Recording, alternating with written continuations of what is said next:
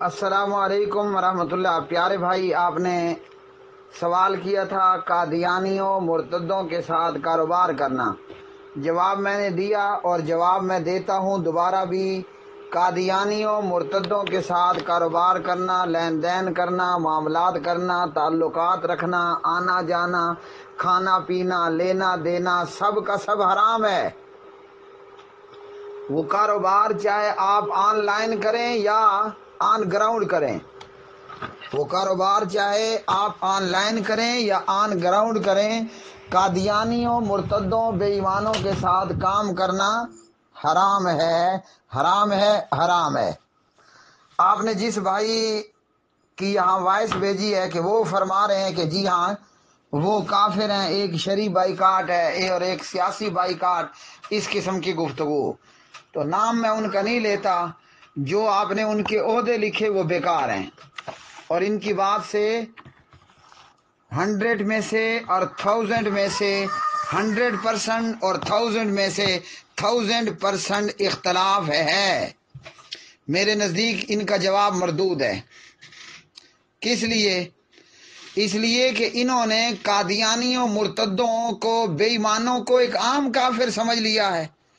یعنی ان کے نزدیک قادیانی ڈونلڈ ٹرمپ کی طرح یا نریندر مودی کی طرح، یا کافروں کے اندر بھی خیر مزید آگے 2 قسمیں ہیں، کسی عام، یا انہوں نے قادیانیوں کو چائنا کی طرح سمجھ لیا ہے۔ چلو عام کافر کی بات کریں، چائنا ہمارا حلیف ہے، بظاہراً ہمارا دوست ہے، یہ وہ فلاں فلاں۔ تو یہ جواب ان کا درست نہیں ہے۔ کیوں درست نہیں ہے؟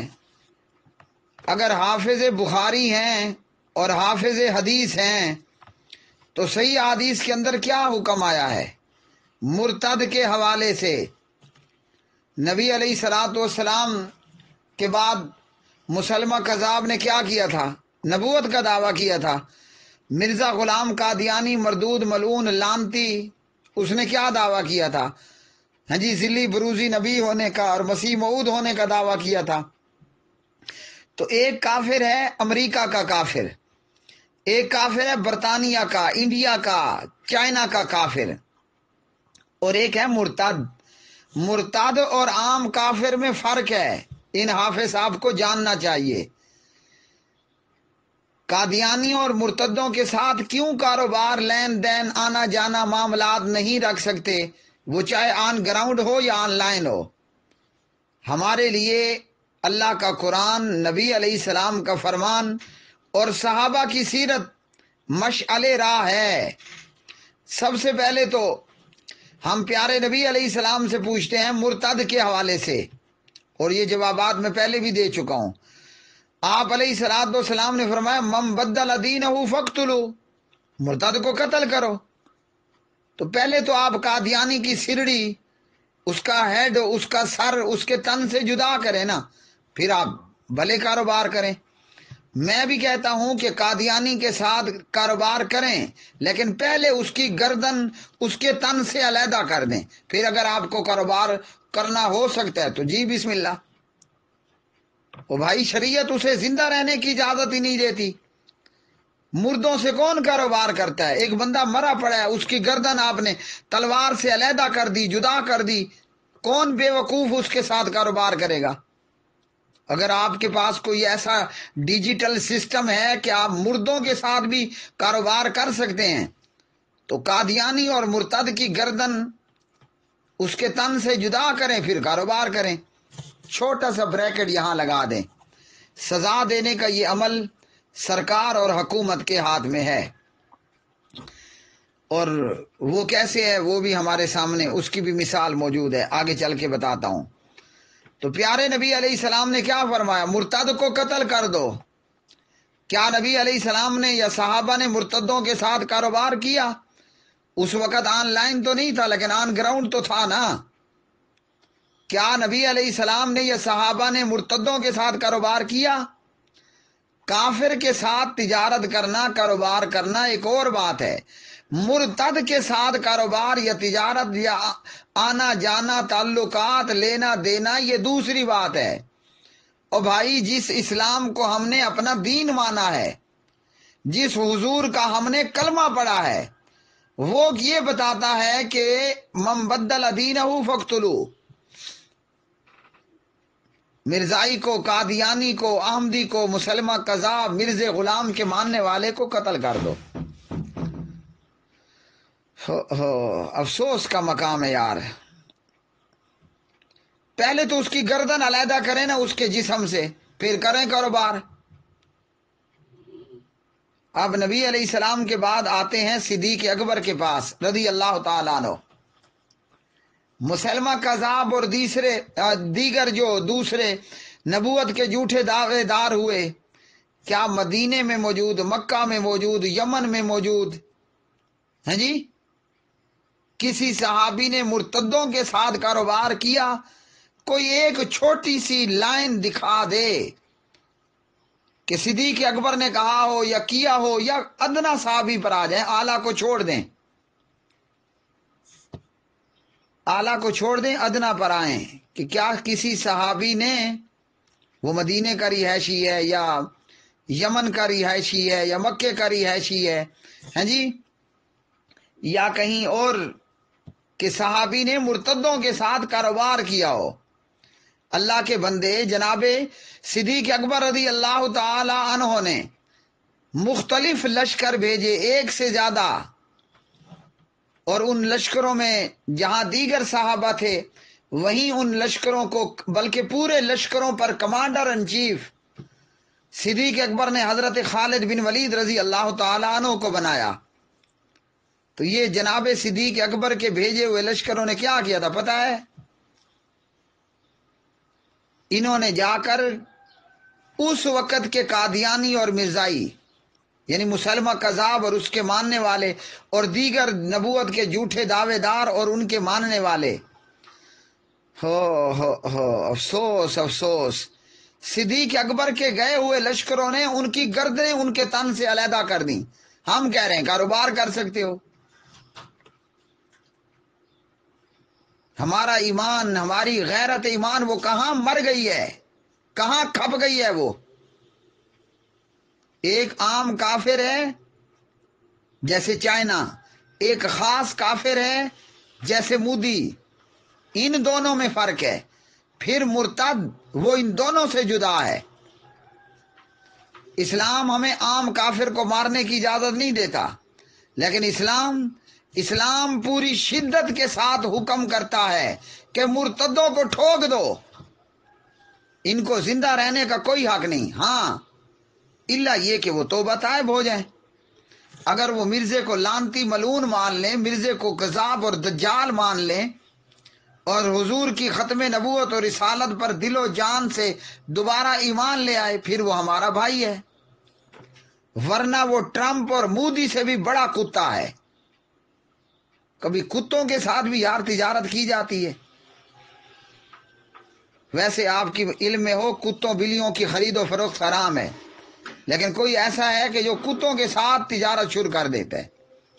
یہ جو قادیانی مرزائی ہیں، یہ ٹرمپ اور مودی اور چائنا کے کافر، اور یہاں تک کہ اسرائیل کے کافر سے بھی زیادہ برا بے ایمان ہے، مرتد ہے۔ صدیق اکبر رضی اللہ عنہ کے بھیجے ہوئے لشکروں نے مرتدوں کو قتل کیا۔ او بھائی، اگر ہمارے اختیار میں قتل کرنا نہیں ہے تو کم از کم ہم ایسے موذیوں، بے ایمانوں، ایسے باولے کتوں سے دور تو رہیں، کہ نہ کہ ہم ان کے ساتھ کاروبار کرنا شروع کر دیں۔ کاروبار کرنا تو بہت بعد کی بات ہے۔ ایک بات آپ کو بتانے لگا ہوں، شیوخ اور عوام سب سن لیں۔ حضرت خالد بن ولید رضی اللہ تعالی عنہ، جو سیف من سیوف اللہ تھے نا، خالد نے صدیق اکبر کو خط لکھا کہ امیر محترم یہ بتائیے، جو مرتد توبہ طائب ہو چکے ہیں ہم انہیں اپنی آرمی میں لے سکتے ہیں؟ مدینے کی آرمی، پاک آرمی۔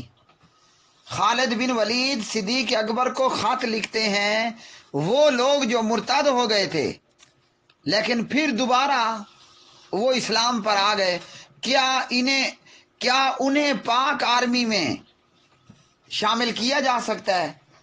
مدینہ طیبہ، مدینہ پاک، تو مدینے کی آرمی بھی پاک، پاک آرمی، کیا انہیں ہم شامل کر سکتے ہیں؟ صدیق اکبر رضی اللہ عنہ نے خالد کو جواب لکھا، تا حکم ثانی کسی مرتد کو پاک آرمی میں شامل نہیں کرنا۔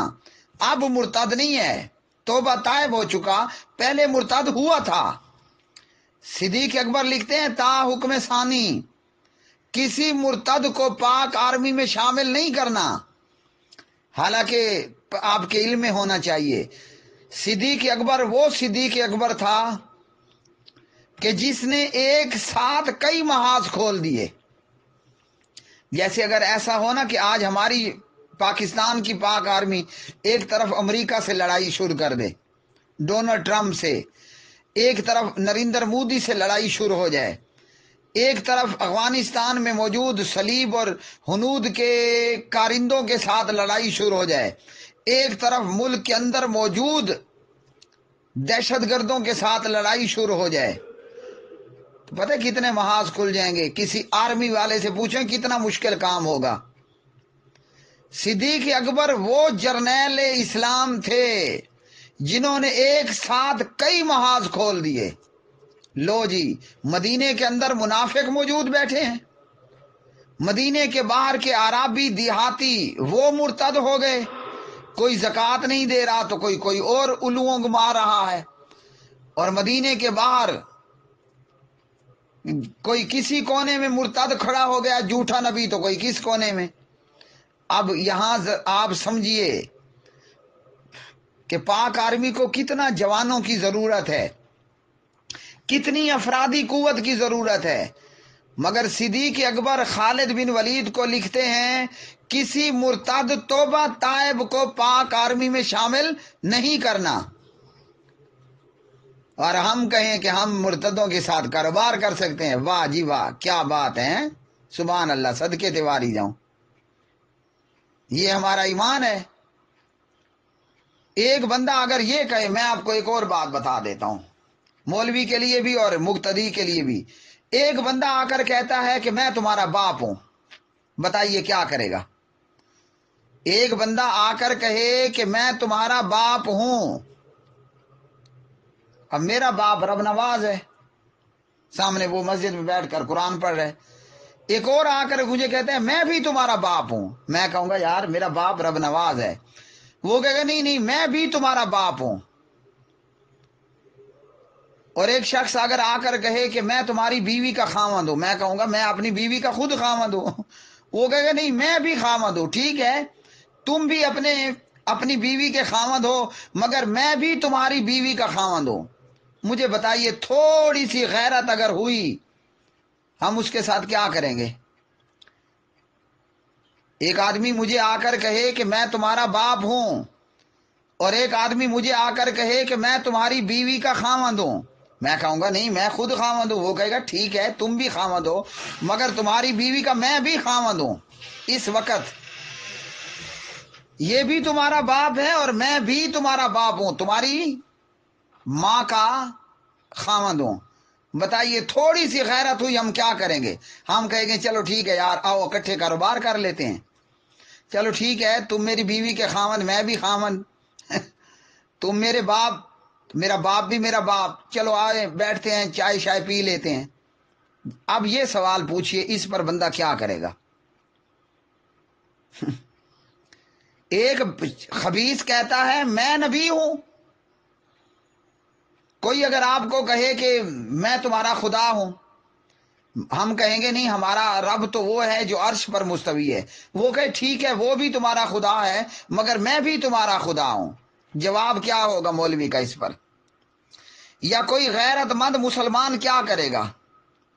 یہ بات کی بات ہے، شریعت ہمیں یہاں ٹھوکنے کا حکم دیتی ہے یا نہیں دیتی وہ علیحدہ بات ہے، لیکن اگر کوئی تھوڑی بہت غیرت باقی ہے تو بندہ کیا کرے گا؟ حوصلے مند بندہ ہے تو اسے کہے گا جا دفع ہو جا، اگر تیز مزاج والا ہے وہ کہے گا اچھا تو میری بیوی کا خاوند ہے تو بھی میرا باپ ہے، وہ کہے گا سب کھڑ میں تجھے بتاتا ہوں، گھر سے پسٹل لے کر آئے گا اس کی کھوپڑی اڑائے گا۔ مجھے کوئی کہے کہ میں تمہاری بیوی کا خاوند ہوں ابھی، کوئی مجھے کہے کہ یہ بھی تمہارا باپ ہے، میں بھی تمہارا باپ ہوں، میں یہ برداشت نہ کروں۔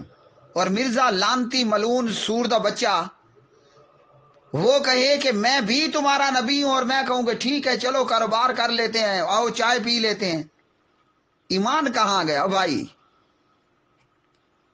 صدیق اکبر نے خالد بن ولید کو لکھا، کسی توبہ طائب مرتد کو پاک آرمی میں شامل نہیں کرنا اور ہم اس کے ساتھ کاروبار کریں۔ شرم سے مزید تفصیل کے لیے سیرت صدیق اکبر کہاں ہے؟ آج ادھر میرے پاس ہی ہوگی۔ سبحان اللہ، یہ ہے جی رازدان نبوت، اللہ اکبر، رفیق خاص، یار غار، محسن اسلام، خلیفہ اول، مکین روضہ رسول، سیدنا صدیق اکبر رضی اللہ تعالی عنہ۔ یہ دارالسلام ہے جی، ہیں جی اہل حدیث میں سب سے معیاری کتب خانہ دارالسلام۔ مکتبہ دارالسلام پر جا کر لے جائیں، جا کر جاؤ، اور یہ کتاب 2 جلدوں میں ہے، جا کر پڑھ لو، پھر جواب دینا کہ قادیانی کے ساتھ کاروبار کرنا ہے یا نہیں کرنا۔